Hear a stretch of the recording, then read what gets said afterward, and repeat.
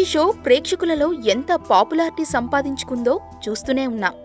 ఎప్పటికప్పుడు కంటెస్టెంట్స్ తమ పెర్ఫార్మెన్స్లో కొత్తదనం చూపిస్తుండటంతో ఈ షోకి ప్రేక్షకాదరణ ఎక్కువైంది. అంతేకాదు టీమ్ లీడర్స్ రష్మి, సుధీర్ అలాగే యాంకర్ ప్రదీప్లు స్టేజ్పై చేసే హంగామా కూడా ప్రేక్షకులని బాగా ఎంటర్టైన్ చేస్తుంది.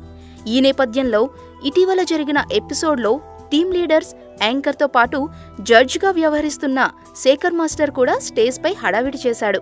షో రూల్స్ ప్రకారం ఒక ఎపిసోడ్లో 2 సార్లు ఓడిపోతే టీమ్ లీడర్ చేత ఒక టాస్క్ చేయిస్తారు.